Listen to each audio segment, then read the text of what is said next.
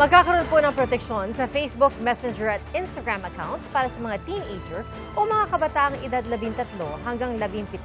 Kabilang po dyan ang anti-bullying features at hindi na makikita ang mga content na hindi angkop sa kanila.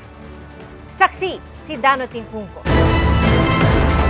Para protektahan sa tinatawag na inappropriate o hindi angkop na content sa social media, ipatutupad na ng Meta sa Pilipinas ang teen account settings para sa mga users edad 13 hanggang 17. Ang Meta ang parent company ng social media apps na Facebook, Instagram at Messenger. We wanted to make sure that there's automatic, by default, protection.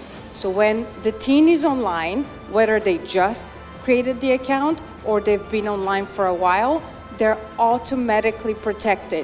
Content that should be properly rated. How we treat harms, whether as long as it is on platform, goes on how we analyze it, how we look at it. And the features are available basta kabataan yung involved. And teen accounts is there to guard against even these issues. Sa ilalim nito, by default ay magiging private na ang account ng teenagers. Ibig sabihin, hindi makikita ng hindi nila friend ang content o feed ng teenager. Kailangan din i-approve ng teenager ang bagong followers. Hindi rin pwedeng i-message ang teenager ng kahit sinong hindi konektado sa kanila. Stricto din ang pagpapatupad sa filter sa mga teenager mula sa comments hanggang direct messages. At ilalagay din sa pinakastriktong setting ang anti-bullying feature ng Meta na hidden words. Meron ding time limit sa paggamit. 60 minutes may notification na sa mga bata para isara ang app. May sleep mode din na naka-on by default mula 10 p.m. hanggang 7 a.m. kung saan muted lahat ng notification at lahat ng DM may auto-reply. As a parent, you don't have to do anything. They cannot change any of these settings alone. They cannot. Only a parent can change the settings. Pero paano kung merong magtangkang dayain ang kaniyang edad?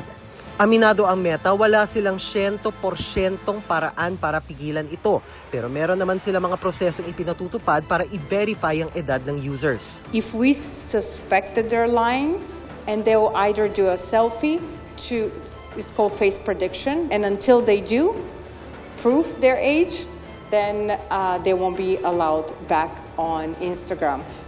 They can also lose their whole account. Ang DICT suportado ang hakbang na ito ng Meta. 9 out of 10 of our youth are online, and that accounts for a huge traffic. And alam nyo na, anything that touches our youth, we're very, very protective and very supportive of. We support freedom of expression, but we also guard against any harmful effects on the internet, especially po sa mga kabataan natin.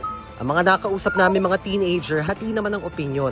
Hindi po, parang controlling na po siya. Kasi kailangan din po nilang parang makipag-connect sa mga nila, parang kaklase, mga kaibigan. Kaya yung 1 hour po na limit, baka hindi po maging okay sa kanila.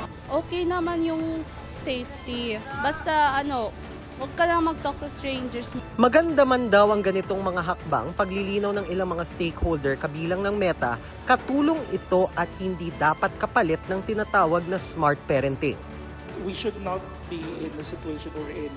We have the illusion that this will solve all the problems. These tools will be maximized when we combine it with different interventions. We have to teach the parents also how to use the platforms, the applications, how to be responsible digital citizens. So it's very important para sa amin po yung digital education and instruction. So both parents tsaka po yung mga children, we want to teach the parents so that they can properly advise and supervise their children.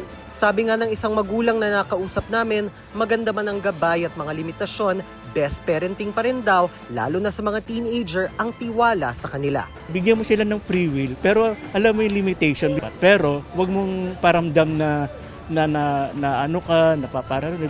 Yung mga age na ganyan, yung mga start nila na ma-discover nila ano yung dapat, kung ano yung tama at mali. So ako, may tiwala naman ako sa anak ko. Then, kung maging honest lang siya, so why not? Ako si Dano Tingkungko, ang inyong saksi.